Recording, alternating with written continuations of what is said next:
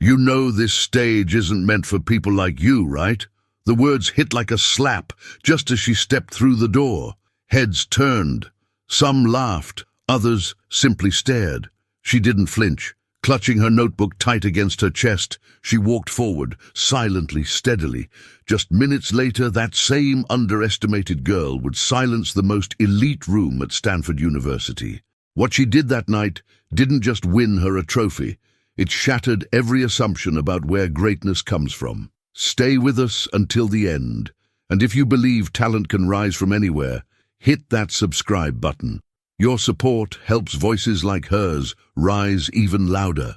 The ornate entrance of the Stanford Debate Hall gleamed under the late morning sun, its bronze fixtures polished to perfection, its arched doorway acting like a portal into another world.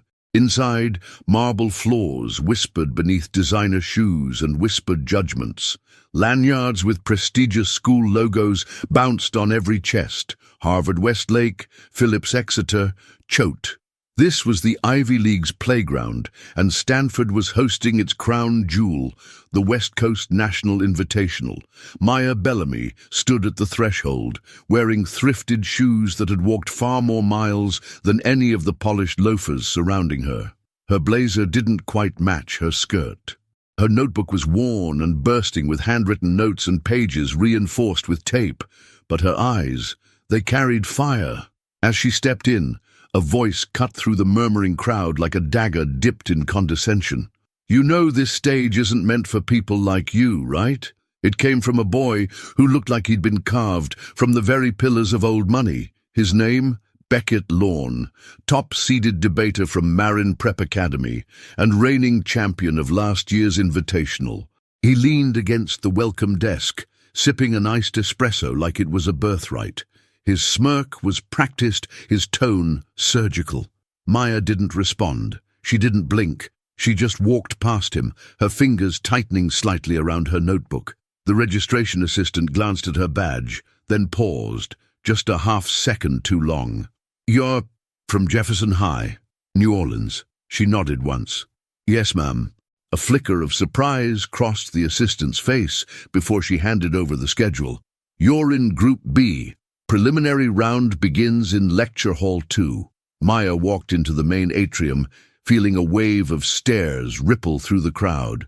Not hostile exactly, just curious, confused, like she was a guest who'd accidentally wandered into a members-only club. Around her, students exchanged stories of internships, Model UN triumphs, and Ivy League admissions counselors who loved their essays. Maya stayed silent. She didn't need to tell them about the after-school shifts at the diner, or the 2 buses she took to debate practice, or how her mother ironed that blazer late into the night with hands still sore from double shifts. She just needed one thing: the podium. Across the room, Professor Elise Harmon stood with a clipboard and a tight bun of silver hair. She was the director of Stanford's Rhetoric and Argument Department, an institution within an institution. Her critiques were legendary, her standards unforgiving. She glanced at Maya briefly, then returned to her list. No smile, no acknowledgement. Maya didn't mind. She didn't come here for validation. She came to change the narrative. The topic for the first round appeared on the projector. Resolved, socio-economic status should not factor into university admissions. Maya exhaled slowly. This wasn't just a debate topic. It was her life on paper. As the elite students formed study circles and giggled about TikToks, Maya sat alone in the corner of the atrium. She pulled out her debate journal, the one with her mother's handwriting in the margins, and began writing. Not to impress them, to dismantle them. Stanford's Lecture Hall 2 wasn't just a classroom. It looked like a mini courtroom crossed with a museum. Wooden paneling, tall arched windows, bronze plaques bearing the names of former champions, most of whom now occupied positions in think tanks, law firms, or government. Maya Bellamy sat in the far left row, her hands resting on the edge of her debate journal, thumb brushing the frayed corner. Every seat around her filled with tailored blazers and confident postures, students who had practiced this moment since grade school, students who probably never debated whether to pay for Wi-Fi or dinner. Her group's first speaker was Beckett Lorne. He strode to the front with effortless charisma, the kind that fills a room before a single word is spoken.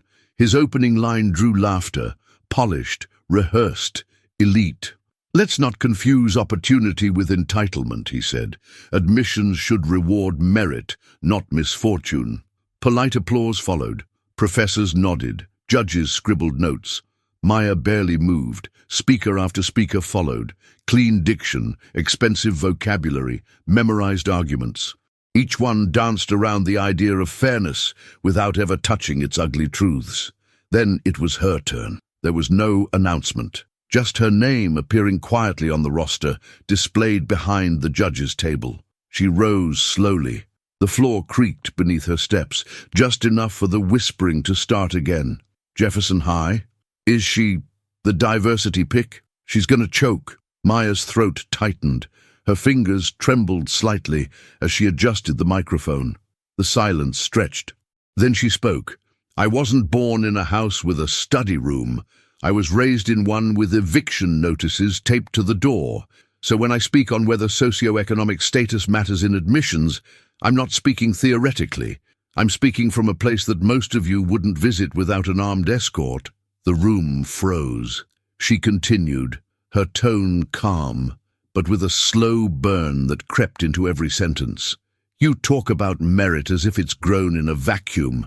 But merit can't bloom in a school where the AC hasn't worked since freshman year, where textbooks are older than the students, where debate team meets in the cafeteria because there is no budget for a coach." Beckett shifted in his chair. One of his friends rolled their eyes, but Maya didn't stop. "You say scholarships are handouts. I say they're repayments for debts this country owes communities it ignored." A few heads turned. A judge's pen stopped mid-sentence. "You call it sympathy. I call it equity." By now there were no whispers, just stillness. She quoted statistics, she cited Supreme Court cases, but it wasn't the facts that landed hardest, it was her conviction. "I didn't come here to beg for a seat. I came here to remind you that the table is already missing legs." Then she closed her notebook, looked directly at Beckett, and said quietly, "Some of us don't have safety nets. We have springboards made of struggle." No applause. Just silence, the kind that trembles with impact. As she walked back to her seat, she didn't look for approval. She didn't check the judges' faces. She didn't wait for validation from the crowd, because deep down she already knew. She had shifted the room. The preliminary round results were posted later that afternoon, just outside the main auditorium, taped to the announcement board like college football rankings. Students crowded the hallway, their pressed shoulders brushing against Maya's as she approached. She didn't need to see the list. She already knew they hadn't expected her to make it past the first round. But there it was, to 14, Maya Bellamy, Jefferson High, Los Angeles, just above the cutoff line. A quiet sigh escaped her lips, part relief, part disbelief. She had survived, but she wasn't safe, not yet. Behind her, a familiar voice sneered, low but loud enough to sting. "Guess they're just letting anyone through now." She turned slightly. Beckett Lorne leaned against the column, arms crossed, that same patronizing half-smile on his face. Around him, two of his teammates chuckled. "You got lucky," one added. "One-hit wonder." Maya didn't answer. She walked past them, her notebook clutched tighter to her chest. But the second she turned the corner, she exhaled like she'd been holding her breath for days. That night, in the quiet of her small assigned dorm room, bare walls, flickering desk lamp, she opened her laptop and found the topic for the next round had been emailed. Resolved. Legacy admissions should be abolished. The irony made her laugh. Just once, short and bitter. Of course. She leaned back in the plastic desk chair and stared at the cracked ceiling. Legacy. Her entire life, she had no legacy. No old money, no family crest, no alumni ties. Her legacy was a waitress mother with bad knees, a father she'd never met, and the sound of sirens outside her bedroom window at night. She didn't have stories passed down from Harvard or Stanford reunions. She had her mother's voice telling her, "You can be the first, but you better not be the last." Maya dove into her prep with surgical focus. Supreme Court decisions, historical trends, internal studies from elite schools that showed how legacy admissions disproportionately benefited white, wealthy families. She scribbled notes in the margins of every article.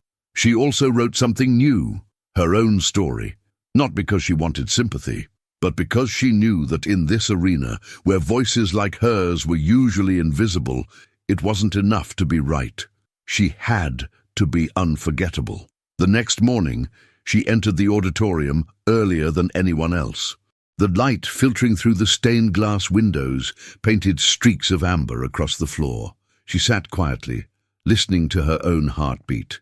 As students filled the rows, Beckett walked in late, cocky as ever, joking with a girl who was clearly smitten. When the round began, his team delivered their speech with confidence, charm, and perfectly rehearsed arguments. They cited tradition. They called legacy admissions institutional loyalty. They made it sound poetic. Maya took the stage after them. No poetry, just reality. "Let's be honest," she began. "Legacy admissions are a country club with ivy on the walls. They say they reward tradition. But whose tradition?" There were no gasps this time, just a slow, creeping silence. She told the story of her school, how the counselors couldn't keep track of college deadlines because they were juggling 600 students each. She told them how she'd had to convince her principal to sign her Common App because no one in her family knew how to fill it out. Then she looked up and said, "Legacy means you inherited access. I inherited obstacles." The judges paused their pens. She continued undeterred. "You say legacy is about pride, but pride shouldn't be passed down like property taxes. It should be earned." When she walked back to her seat, something felt different. Beckett didn't smirk this time. The room didn't applaud, but it leaned in, and Maya knew momentum had shifted again. Maya sat on the wooden bench outside the debate hall that evening, her fingers wrapped tightly around a styrofoam cup of bad coffee.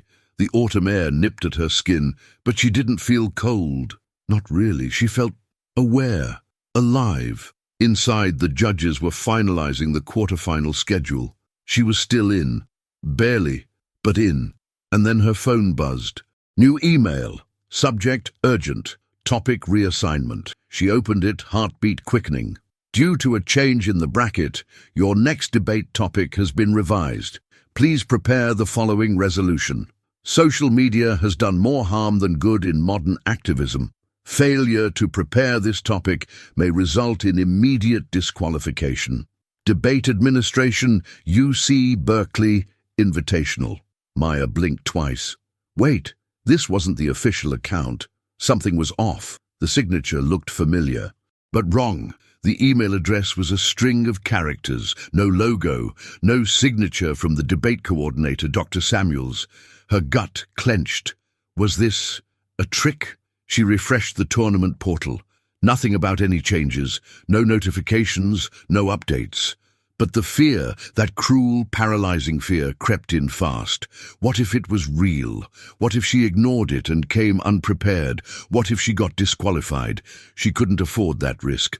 So once again, she pivoted. She stayed up until 3 a.m., reading articles, academic journals, analyzing case studies about digital activism and the potential downsides of online echo chambers, disinformation campaigns, performative allyship.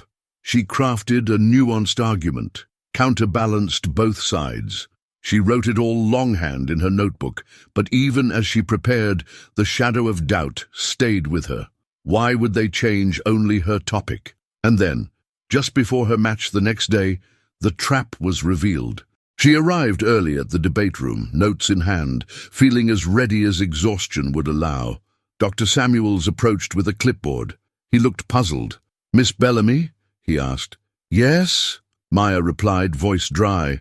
"We were expecting you to be preparing the assigned topic," he said, tilting the clipboard toward her. "Resolved. Artificial intelligence is a threat to democracy." Her stomach dropped. "No, there was an email. It said—" Dr. Samuels raised an eyebrow. "Email? From whom?" She showed him. His face turned cold. "This is not from us," he said simply. "You've been misled. I'm sorry, but your match begins in 10 minutes. Panic struck her chest like a fist. She turned, searching the room, and there he was, Beckett, standing near the corner, grinning with cruel amusement. He gave her the tiniest nod and mouthed something across the space between them. Oops, she froze. The humiliation, the manipulation, the sabotage, all of it hit at once. It would have been so easy to walk away, but she didn't. Instead, she turned on her heel, found an empty chair, and began furiously writing with a pen and a single sheet of blank paper, AI and democracy. She wrote 3 bullet points, then 3 more, then a line across the top. Technology is only a threat when it's controlled by the wrong hands. Her heart pounded as her name was called. Maya walked to the podium with trembling hands but a spine made of steel. She paused, adjusted the mic, and then began. Her speech wasn't polished, not like before, but it was real. She spoke of facial recognition software used disproportionately in communities of color, of algorithmic bias in automated hiring systems, of how misinformation spread faster than truth, and how AI, in the hands of the powerful, could become the gatekeeper of who gets heard. And then she dropped the line that silenced the room. AI isn't the threat to democracy. It's the people who teach it what to think. There was no applause. Not yet, but every judge was leaning forward. Even Beckett wasn't smiling anymore. As she left the podium, still shaky, still uncertain, she knew one thing. They'd tried to break her. And she'd spoken anyway. The judges took longer than usual to announce the results. Maya waited by the vending machine in the hallway, the cold fluorescent lights overhead flickering slightly. Every second felt like an hour. She tried not to think of the email, not to think of how close she had come to quitting, to letting them win. She had walked onto that stage with nothing but her instincts and a half-written page. No laptop, no data slides, no carefully rehearsed transitions, just truth that had to count for something, right? A voice echoed from inside the debate hall. Quarter-final results have been posted. Maya moved fast, notebook still clutched against her chest. A small crowd gathered by the printed sheet taped to the wall. She pushed gently through, heart climbing higher into her throat with each step, and then she saw it. Bellamy, M, advances to semi-final round. A small gasp escaped her lips. It wasn't the top score, but she had made it. The girl who'd been ambushed, the girl who wasn't supposed to survive the first round, the girl who had no prep, no backup. She was now a semi-finalist. Behind her, someone scoffed. Beckett. Luck runs out eventually, he muttered as he passed. Maya didn't answer. She didn't need to. Instead, she texted her mother, still standing. That night, alone in her dorm room, she stared at the next topic. Resolved. Legacy admissions undermine academic meritocracy. Her breath caught. This was it. This was the debate that made her heart beat faster, that whispered to her bones. Because it wasn't just theoretical. Legacy admissions were the very gates she had never been allowed through. She pulled out her debate journal, worn and frayed, and began writing. She cited statistics, how over 40% of legacy students came from the top 5% of income brackets. She referenced recent lawsuits. She listed names of schools, Berkeley included, that had slowly started to phase out legacy advantages, only to face donor backlash. But it wasn't just about numbers. It was personal. She wrote about her public school back in Compton, where textbooks were older than the students, where the debate club met in a janitor's closet because there wasn't a spare classroom, where her mother worked double shifts to buy her a used blazer so she could look collegiate enough at this very tournament. Her pen moved faster now, fueled by something deeper than just ambition, fury, truth, conviction. The next morning, Maya stood at the front of the debate hall, the sun slicing through the stained glass windows behind her like a cathedral. Her name was called second. She walked up, adjusted the mic, and began. They say legacy students earned their place. I say they inherited it. I say merit can't exist where privilege sets the rules. From there, it was fire. She dismantled Beckett's arguments before he even gave them. She predicted the counterpoints and answered them before he could speak. She didn't just argue, she commanded. The room hung on her words. By the time she closed with, "We call it meritocracy, but we reward memory of donations, of names, of bloodlines. That isn't merit, that's monarchy." The silence that followed wasn't awkward, it was awed. Even Beckett looked thrown. His rebuttal was sharp but scattered. He leaned on tradition, on values, on the idea that legacy brought stability and institutional pride. But the energy had shifted. His words didn't land the same. The judges scribbled furiously. When the results were posted an hour later, Maya didn't even rush. She knew. Bellamy, M. Advances to final round. As she read her name, a voice cut through the hallway. "Dr. Samuels." "Miss Bellamy, a moment, please." She turned, unsure what to expect. He handed her a printed page. It was the metadata and IP trace of the fake email. He didn't speak. He just nodded toward the bottom line. The sender? Beckett Wilder. Her fingers tightened around the paper. He had set her up. And still, she was going to the final. The next morning, the University of Chicago's Reynolds Hall pulsed with nervous energy. The grand Gothic building, usually reserved for symposiums and visiting scholars, had been transformed into a battlefield. A hushed crowd filled the auditorium, faculty, students, journalists, and cameras positioned like hawks. The national spotlight had turned to this final round. But it wasn't just about trophies anymore, it was about truth. Backstage, Maya adjusted her collar in front of a small mirror. Her thrifted blazer didn't look like much, but it now felt like armor. Her fingers brushed the worn notebook she carried like a weapon. Across the room stood Beckett Wilder. He hadn't spoken to her since the results, but Maya had caught the tension in his jaw, the stiffness in his stance. He knew she had the proof, and now she knew something else. He was afraid.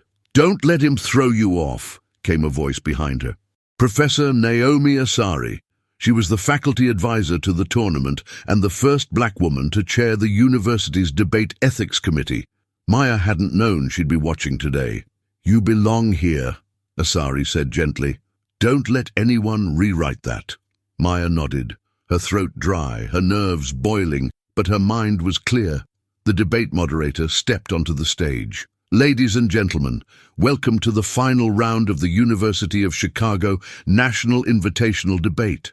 On this side, Maya Bellamy, representing Southeast Regional Public Forum, and on the opposing side, Beckett Wilder, representing Brentwood Academy." The audience clapped. Beckett smiled, but it didn't reach his eyes. Maya didn't smile at all.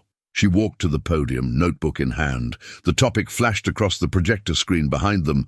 Resolved. Traditional academic institutions no longer serve the future of innovation. A beat. Maya exhaled slowly. This was it. Beckett began.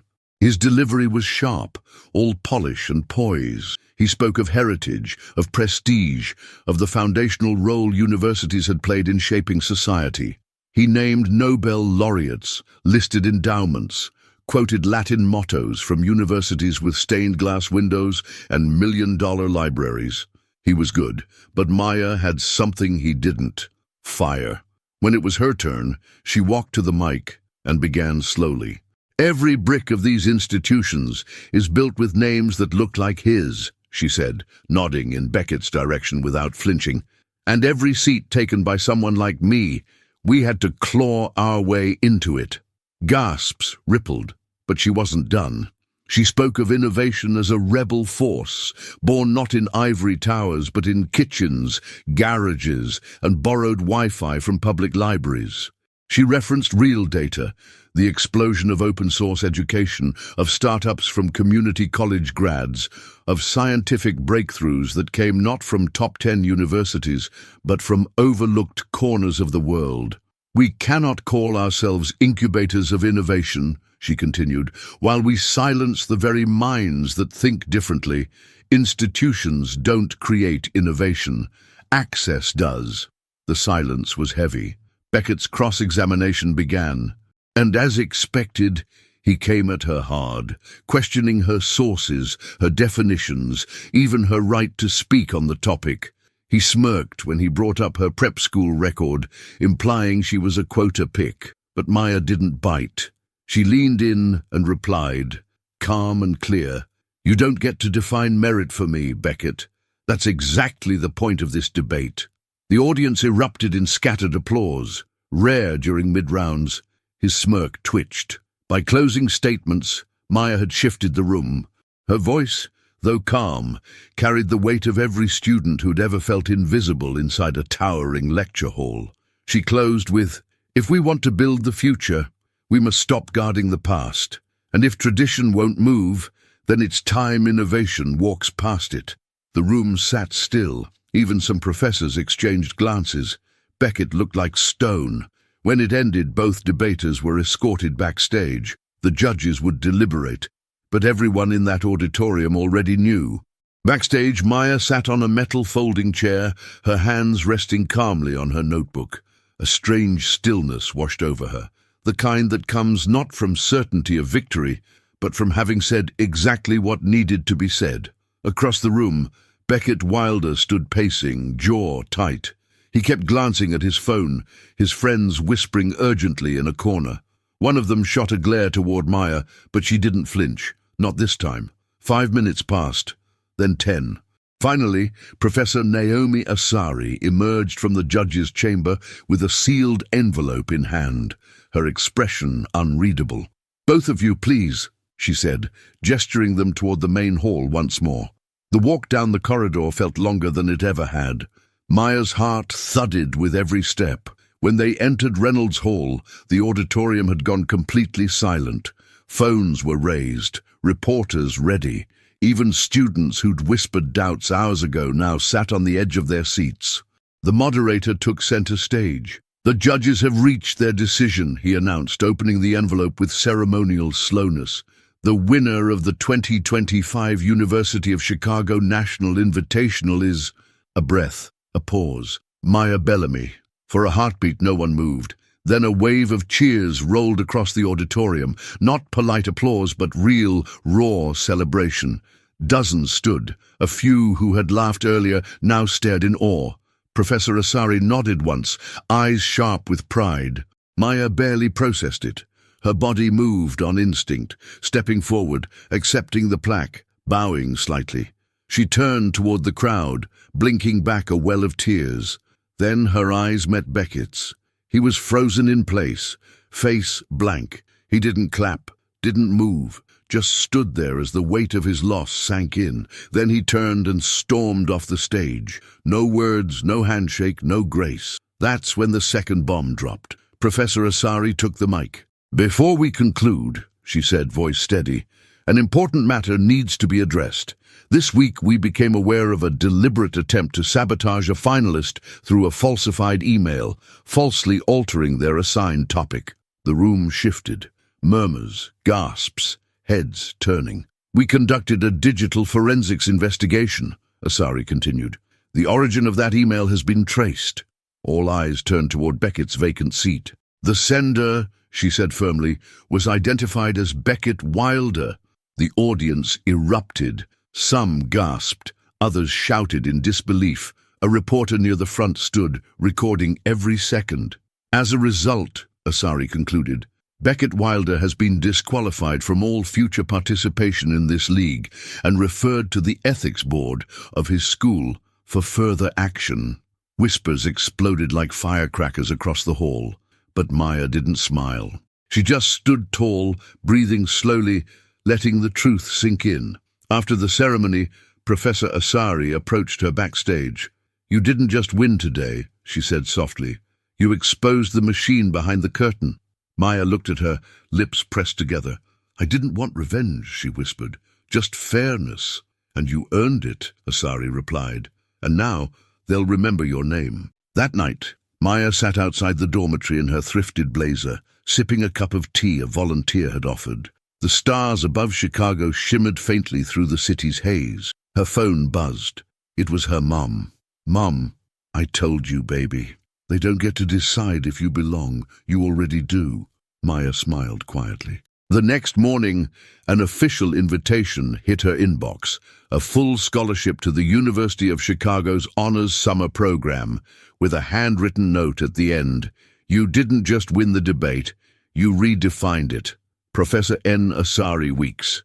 Later, back in New Orleans, the sun hung low over the rooftops, casting golden streaks across the narrow streets of the 7th Ward. Maya Bellamy sat on the porch of her family's home, barefoot, legs tucked under her, with a glass of sweet tea sweating beside her notebook. Her mother came outside holding a white envelope with the University of Chicago's crest embossed in gold. "You got something," she said with a smile. Maya opened it carefully. Inside was not just a formal scholarship letter, but something else, a handwritten note from Professor Naomi Asari herself. "Maya, the world needs more voices like yours. Keep speaking, keep standing, keep challenging. Congratulations, we can't wait to have you back this summer." Maya read the words twice, then once more, and still it didn't feel entirely real. She had walked into a room where no one believed she belonged. She had stood alone in front of polished legacies and generations of entitlement. She had been mocked, sabotaged, and underestimated. And she had answered all of it, not with anger, not with arrogance, but with preparation, resilience, and fire. Now, the invitations were coming to her. The very doors that once threatened to shut her out were opening, not because she begged, because she earned it. As the evening rolled in, Maya walked down the street to the corner diner where her mum worked weekends. Inside, the TV was replaying a news segment from the debate finals. Her speech, her name, her victory. 2 kids from the neighborhood pointed at the screen, whispering excitedly, "That's her! That's Maya!" She smiled, nodded at them, and kept walking, because she knew this wasn't the end of a story. It was the beginning of a legacy.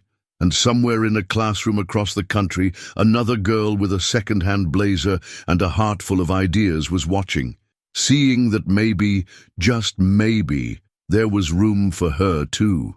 So if you watch this story to the end, if something inside you stirred as Maya stood tall and changed the room, then don't let it end here. Like this video, share it, tell your friends, comment below where you're watching from, and most of all, subscribe, because this channel is built for underdogs, for voices that won't stay quiet, and for stories that deserve to echo far beyond the rooms where they started.